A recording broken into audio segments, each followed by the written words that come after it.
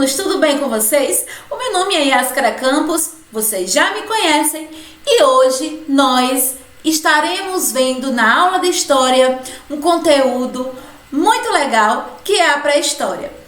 Pessoal, para introduzir esse conteúdo é preciso que estabeleçamos os nossos objetivos, o que nós devemos dominar no final desta videoaula. Então, é importante que vocês, ao final dessa nossa conversa, desse nosso bate-papo, estejam compreendendo o modo como os homens viviam no Paleolítico, no Neolítico e na Idade dos Metais. É preciso também que vocês compreendam, identifiquem as mudanças que a Revolução Neolítica e que o surgimento das cidades trouxeram para as sociedades humanas naquele contexto. Então, para não alongarmos essa videoaula, vamos começar falando sobre o período do Paleolítico. O Paleolítico é considerada a primeira fase dentro da pré-história.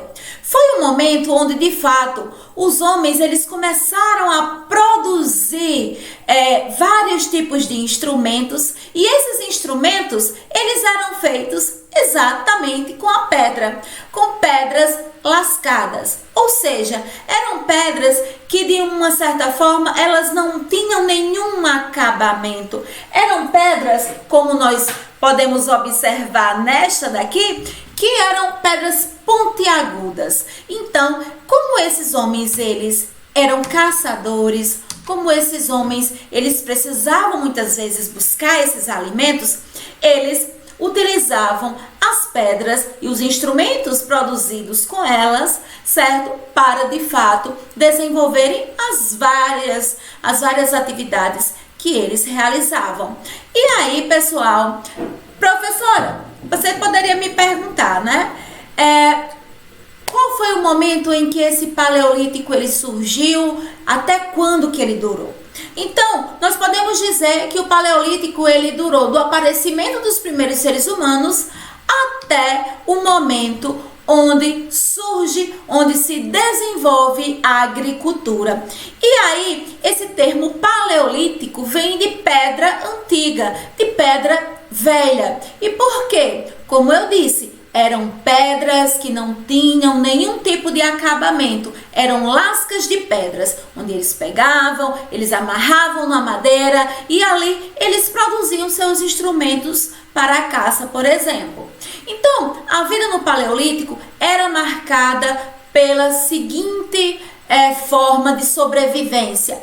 Os homens, eles eram caçadores, eles eram coletores, eles pescavam também, e aí, de um modo geral, nós podemos dizer que eles eram nômades, ou seja, eles não tinham moradias fixas, porque eles sempre estavam buscando um local onde eles tivessem alimento e água à sua disposição. Então, existem alguns tipos de moradias que representam bem a vida lá no Paleolítico, como, por exemplo, as habitações feitas com madeira. Habitações feitas também com ossos de animais, principalmente animais grandes, como, por exemplo, os mamutes, que o mamute, por exemplo, é tido como um dos grandes animais da megafauna, porque era um animal grande, enorme. Então, eles caçavam os mamutes e já aproveitavam os ossos para montarem suas cabaninhas, suas habitações. Mas não existia apenas esses tipos, pessoal. Um outro tipo de habitação muito comum no Paleolítico eram as cavernas. Isso, as cavernas. E por quê? Porque as cavernas, elas eram ideais, sobretudo naqueles momentos ou naqueles locais onde o clima era muito frio. Por quê? Porque a caverna ela era um abrigo mais seguro, certo? Ali eles poderiam se proteger, por exemplo, da chuva, bem mais do que uma simples cabaninha ou uma habitação feita, com madeira, com paus, esse tipo de coisa. Uma outra coisa que nós também devemos colocar em relação ao período do Paleolítico é que as principais ferramentas feitas nesse período foram facas, raspadores, pontas de lança e de flechas, agulhas, arpões, e ainda foi nesse momento onde o homem ele passou a dominar o fogo. Foi o momento onde esse homem ele conheceu o poder do fogo. Professora, como assim o poder do fogo? Sim, porque com o fogo, esse homem de fato, ele pôde se proteger do frio, ele pôde se aquecer, ele pôde afugentar animais, ele pôde também iluminar os ambientes. E aí tem uma coisa que é interessante. Inicialmente, provavelmente os homens acabaram percebendo essa relevância do fogo a partir da queda de raios, né? Então, eles perceberam isso, mas aí aos poucos eles foram fazendo as descobertas, eles foram observando, foram testando. Então, a gente pode dizer que a pré-história foi o momento dos grandes inventores, porque esses homens eles tinham que inventar, não existia ninguém para ensinar, então eles foram testando. E aí, olha que interessante, foi exatamente com as pedras que eles começaram a perceber que eles poderiam produzir o fogo, porque das pedras muitas vezes saíam aquelas faíscas e ali eles colocavam fogo, por exemplo, na madeira, ou então promovendo o atrito da madeira com a madeira, né? Onde ali eles também conseguiam obter esse tipo de recurso. Um outro ponto muito importante dentro do Paleolítico, alunos, é também o surgimento das artes.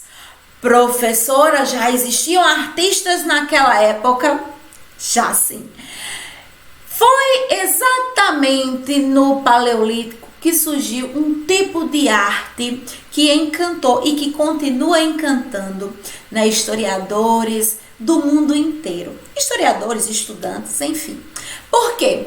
Foi exatamente nesse momento que os homens perceberam que eles poderiam registrar nas paredes das cavernas o cotidiano, o modo como eles viviam. Então, as paredes das cavernas, as cavernas que eram abrigo, essas paredes também se tornaram grandes telas, certo? Por quê? Porque os homens, eles aproveitavam aquelas paredes para desenhar o modo como eles viviam, as suas atividades, como por exemplo, a caça, né? Também os rituais que eles faziam, sim, porque nesse momento já existiam rituais religiosos. Ah, eles acreditavam em um único Deus? Não, mas certamente eles tinham outros tipos de deuses, outros tipos de crenças. Eram muito comuns os rituais de passagem, de mudanças de fases, por exemplo. E aí, de um modo geral, as pinturas rupestres elas funcionavam como uma espécie de diário da vida do homem pré-histórico, porque era lá, nessas paredes onde eles colocavam, eles registravam o dia a dia. Professora, e como é que eles faziam essas pinturas? Já existiam tintas? Como eu disse, eles produziam, eles acabaram inventando esses tipos de tintas. E como é que era feita essa tinta? Eles pegavam o sangue dos animais, eles trituravam as pedrinhas chamadas de óxido de ferro, eles misturavam e ainda acrescentavam leite de planta. Então, a partir daquela mistura, eles tinham uma espécie de tinta, né? Onde eles poderiam ir lá e fazer as suas pinturas, né? As suas gravuras lá nas paredes. Essas pinturas, elas eram bem diversificadas. Algumas podiam ser identificadas, outras não. E olha que interessante, pertinho aqui da nossa cidade de Mossoró, nós temos um exemplo de sítio arqueológico onde existe uma grande quantidade de pinturas rupestres. Vamos conhecer um pouquinho o sítio arqueológico de Lajedo de Soledade, lá em Apodi. Observem as imagens. Olha aí, pessoal. Essas imagens, elas são exatamente do sítio arqueológico de Lajedo de Soledade. Esse sítio, ele é considerado um dos mais importantes no Brasil, exatamente porque existem várias telas, vamos dizer assim, né? Que mostram figuras rupestres, as pinturas, o modo como esses homens representavam o seu cotidiano. É possível, nesses painéis, perceber a presença de animais como araras. Eles tinham uma espécie de calendáriozinho, certo? Existem algumas figuras também que não podem ser identificadas. E olha o que é interessante. Se vocês observarem aí as imagens, por exemplo, a primeira imagem, a gente percebe que o lajedo, e o termo lajedo vem de pedra, né? É como se houvesse uma espécie de labirinto, né? Por que os homens pré-históricos, eles escolhiam esses tipos de locais? Por um motivo simples. Porque nesses locais, os animais muitas vezes, eles vinham beber água, eles vinham também buscar abrigo. Então, esses homens aproveitavam nessas encostas de pedras, esses labirintos, exatamente para encurralar os animais e assim conseguir a sua caça. É possível também que esses locais eram exatamente o cenário perfeito para que eles realizassem os rituais, que eram tão comuns. Então, o Lajedo de Soledade é considerado um dos sítios arqueológicos mais importantes no que diz respeito às pinturas rupestres, isso no Brasil. Nós temos também aqui no Piauí um outro sítio arqueológico muito importante, né? O Boqueirão da Pedra Furada, ok? Então, vamos seguir. Olha que bonitinha. Então, vamos falar agora de um segundo momento dentro da pré-história. Aqui nós vamos ver outros tipos de criações, né? Outros tipos de transformações que os homens, que os indivíduos, eles passaram a vivenciar. O termo neolítico vem, né, de pedra polida, pedra nova. Neo, uma expressão, né, vem do inglês, novo, e lítico quer dizer pedra. Então, seria uma pedra nova. Por que pedra nova? Porque a partir do período paleolítico, os homens eles passaram a lixar essa pedra, eles passaram a desenvolver instrumentos que eles eram bem mais sofisticados. Então agora eles não tinham apenas um raspador pontiagudo, que dificultava muitas vezes o trabalho desses homens. Então, a partir do Neolítico, eles passaram a desenvolver instrumentos com a pedra polida e eram instrumentos bem mais elaborados. De um modo geral, esse período também é conhecido como Revolução Agrícola. Ora, a Revolução Agrícola já dá pra gente perceber por quê. Porque foi durante o Neolítico que houve, né, o desenvolvimento da agricultura, que houve também outras coisas como a domesticação de animais. Certo? Vamos lá. Então, Neolítico, a era da pedra polida, né? O contexto aí nós podemos dizer que por volta de 8.000 anos AC, grupos humanos passaram a fabricar armas e utensílios em pedra polida. Se vocês observarem esse vaso aí, é um vaso feito com cerâmica. E aí, por que esses vasos eles tiveram uma relevância enorme? Porque esses vasos eles marcam o seguinte: os homens eles começaram a produzir os seus alimentos e com a produção dos alimentos, esses homens passaram também, né, armazenar esses alimentos. Passaram a armazenar alimentos e aí também servia para carregar água, né, transporte de água, esse tipo de coisa. Professora, e onde começou a agricultura? Onde que surgiu a agricultura? Quem descobriu isso, né? Quem foi o gênio, né, da época que passou a perceber que poderia, né, produzir o seu próprio alimento? Nós podemos afirmar que a Revolução Agrícola, que o início da agricultura se deu em uma região chamada de Crescente Fértil. Essa região é naquela parte, vamos dizer, próximo ao Iraque, ao Irã, ao Egito, também ali naquela região da Turquia. E aí, pessoal, o que chama a atenção? Primeiro, esse nome Crescente Fértil, se vocês observarem no mapa, né, nós temos aí o formato de uma meia-lua, de uma lua crescente. E por que que é crescente? Porque nesse local existia uma presença de alguns rios. E esses rios, eles acabavam fertilizando o solo. E aí, como os homens, foram por muito tempo, né, nômades, eles mudavam de um lugar para outro em busca de alimentos, em busca de água, eles sempre buscavam se abrigar próximo a regiões onde tinham rios, onde existiam rios. E na Crescente Fértil, existia aí alguns rios que eram bem importantes, e vocês conhecem, inclusive, alguns. Rio Nilo, que é um rio que está, né, presente no Egito. O rio Eufrates, o rio Tigre e o rio Jordão. Então, a passagem desses rios, o local por onde esses rios passavam, de fato, permitiu, né, a construção desse mapa que forma aí uma lua crescente. E aí chama a atenção uma coisa, foi exatamente a partir do desenvolvimento da agricultura, certo? Que esses homens, eles passaram a se fixar em um lugar, eles passaram a construir casas fixas.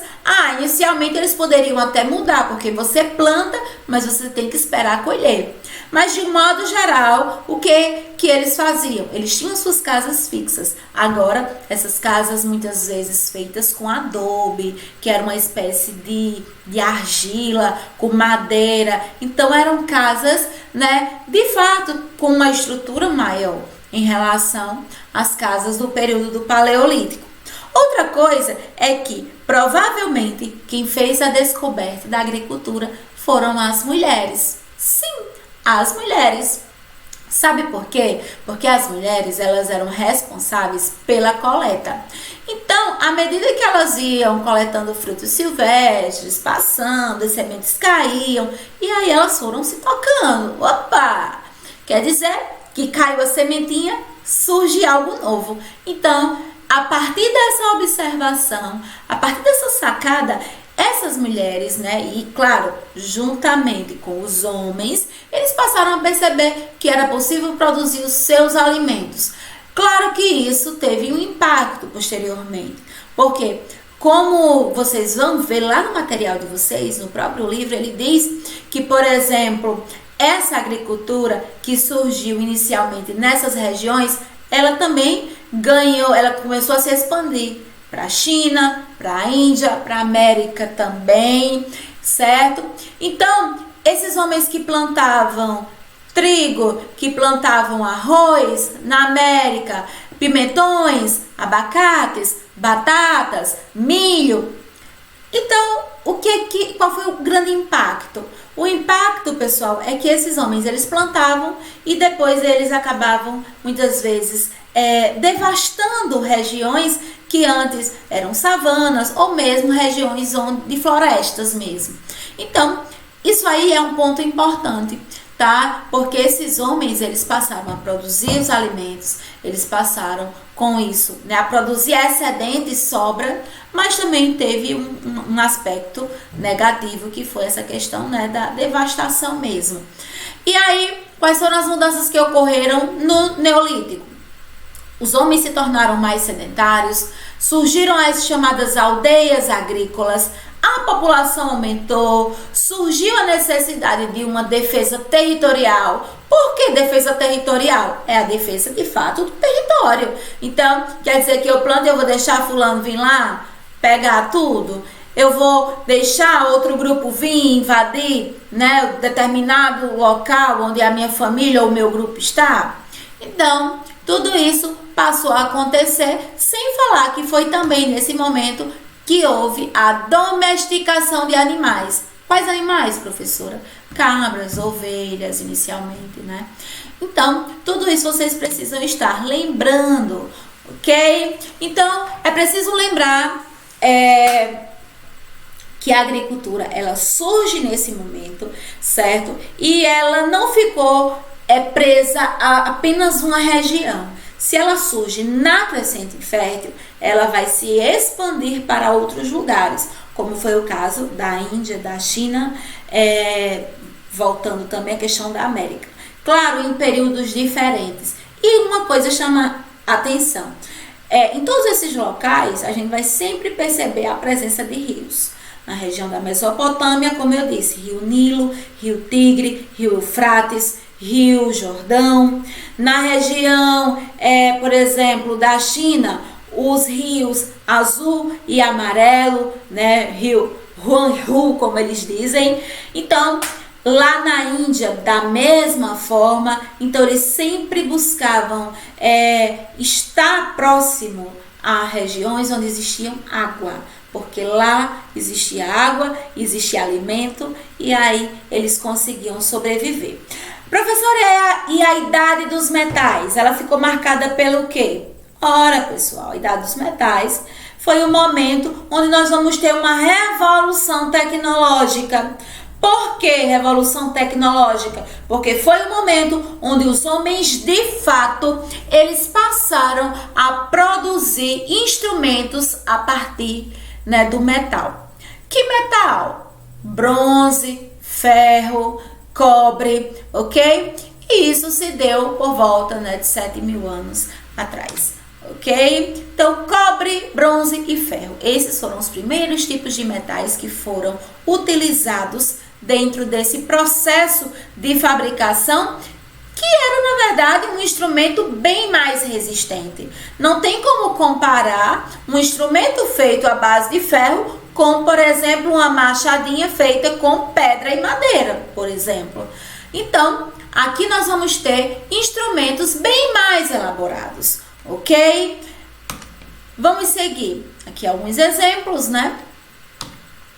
E foi também nesse momento, claro, como também consequência já das aldeias agrícolas, foi exatamente nesse momento que nós vamos ter o surgimento das cidades. As cidades, elas vão começar a surgir no finalzinho do período do Neolítico e quando entra a idade dos metais, aí sim elas vão começar a ganhar força. E por que ganhar força? Porque a população vai aumentar, as necessidades vão aumentar, esses homens eles vão passar a produzir mais alimentos, com isso eles vão ter o excedente e esse excedente eles vão começar a comercializar, eles vão começar a trocar. A partir desse momento, as relações econômicas elas passam a ser estabelecidas, então as exigências vão aumentar, porque claro, né, com maiores aglomerações, aqueles homens e mulheres, eles precisavam de uma organização muito maior.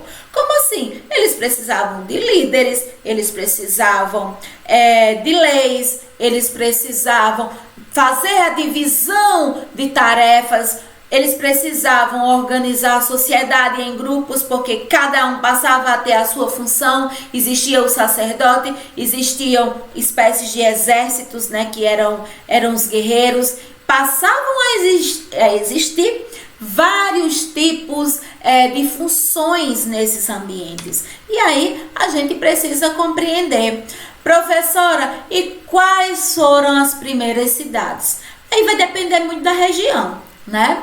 Por exemplo, na região da Mesopotâmia é onde de fato nós temos aí o surgimento, né, das primeiras cidades. Então as cidades de cidade de Uruk, cidade de Eridu, cidade de Nippur. Essas são tidas como as primeiras cidades dentro dessa região, por exemplo, da Crescente Fértil. Mas aí, se nós formos para a China, lá eles também vão possuir cidades já, né, dentro desse momento que nós estamos colocando aqui, certo? E aí, gente, diante do desenvolvimento do comércio, do surgimento das aldeias e cidades, então a estrutura ela passa a aumentar. Então vamos ver aí o que passou a acontecer. O comércio acabou promovendo também uma divisão do trabalho. Então, os homens passaram a desenvolver sistemas de irrigação com técnicas agrícolas. Isso acabou fazendo com que eles produzissem excedentes, ou seja, se eles plantavam antes para colher um saco de feijão, então agora eles plantavam para colher 10 sacos. Então, se eles precisavam de 9 era o excedente, e aí ia para onde esse excedente? Para o comércio, certo? Esses excedentes também serviam como sustento de prestadores de serviços naquelas cidades. Então, sobrou determinado tipo de alimento, não foi vendido, né? Então, o que a gente faz? Então, esse alimento ele vai servir para sustentar determinados grupos dentro daquela organização social. A partir também disso, né, dessa questão comercial, eles passaram a produzir outros tipos de objetos. Houve uma especialização de trabalhos, né? Então, cada pessoa passava a exercer uma espécie de função de trabalho, certo? Fosse com tecido, fosse com cerâmica, fosse com os instrumentos da terra. Foi também nesse momento onde houve a centralização política, ou seja, as cidades, elas precisavam de uma organização maior, elas precisavam de líderes, elas precisavam, de fato, que alguém estivesse à frente, comandando as decisões, né, implantando as leis, as regras. Então, foi nesse momento que surgiu o papel do Estado.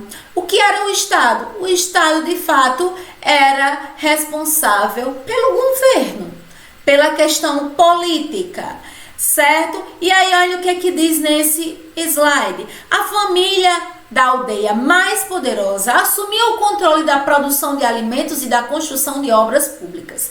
O chefe dessa família passava a ser um rei, que poderia criar impostos, organizar a defesa, fazer leis e inclusive julgar crimes. Então, o rei dentro dessas cidades, né, esse líder, esse estado, ele tinha várias funções, né? Ele criava imposto, ele era responsável, estava à frente dessa questão da defesa, ele criava leis, fazia essas leis acontecerem e ainda julgava, por exemplo, a questão de crimes, né? E aí, né, para finalizar essa aula, é importante a gente dizer que o que encerra o ciclo da pré-história foi exatamente o surgimento da escrita. E aí, a escrita, ela surgiu a partir da necessidade de contabilizar produtos comercializados e, claro, os impostos arrecadados. Foi exatamente a partir do ano 4000 AC que, de fato, houve a criação de um sistema de sinais numéricos. Foi exatamente a partir desse momento que nós vamos ter aí o final, aquilo que nós chamamos de o final, né, da pré-história, iniciando a famosa Idade Antiga. Então, pessoal, tudo isso é muito importante, né? Esse infográfico, ele vai mostrando para vocês exatamente essas transformações na vida desses homens. Vamos observar mais uma vez? Olha aí. Então, esses homens que antes eram apenas caçadores, como nós temos no fundo, depois eles passaram a plantar os alimentos, eles passaram a perceber que eles poderiam desenvolver arte, eles fizeram descobertas como o fogo, eles passaram a melhorar os instrumentos. Então, tudo isso acabou sendo importantíssimo para todo esse momento da história. E aí, agora chegou aquela hora maravilhosa, que é a hora da nossa produção. Então, queridos alunos, eu quero que vocês vão aos livros de vocês. Ainda estamos utilizando o livro 1. Com essa aula de hoje, nós estaremos fechando, inclusive, este livro, onde eu quero que vocês realizem as atividades das páginas 300, 305, 306 e 307. Professor, e como é que eu vou realizar essa atividade? Vocês já estão aí na nossa plataforma? Então, vocês vão lá naquela abazinha das atividades, baixam aquele arquivo e respondem. Coloca lá página 300, exercício tal, por exemplo, identificando a alternativa correta. Então, você vai lá e você responde, coloca o número da questão, a página e depois, quando tudo estiver prontinho, é só enviar, certo? Aliás, reenviar o arquivo, sem problema algum. Professora, tive dúvidas em uma determinada questão, como é que eu vou fazer? Né? Se nós não estamos tendo essa aula aqui ao vivo.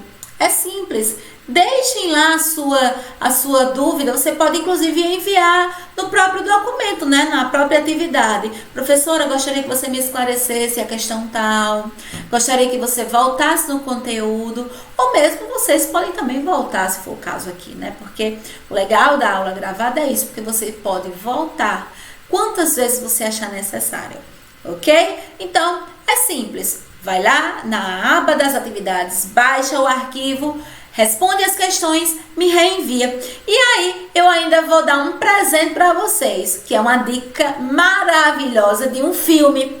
Que tal? Né? Já está se aproximando aí o final de semana, estamos na quarentena. Então, vamos assistir um filme, né, com a família, reúne aí o pai, né, a mãe, os irmãos. E assistam esse filme, ele é muito bacana, é um filme que vocês encontram facilmente, por exemplo, no YouTube. Os Croods. Esse filme, ele relata exatamente a história de uma família pré-histórica. Então, essa é a minha dica. É interessante que vocês assistam o filme e procurem identificar as características do Paleolítico, do Neolítico, da Idade dos Metais. Será que eles passam por tudo isso, por todas essas fases? Então, é interessantíssimo, é um filme muito legal de se assistir, é leve, né? Então, aproveitem esse momento para isso, para aprofundar, né, o conteúdo. Vão ao livro, releiam o conteúdo e é isso. Logo, logo, nós voltaremos a nos reencontrar. Seja ao vivo, né? Seja aqui a partir, né, da nossa plataforma. Então, é isso. Tchauzinho!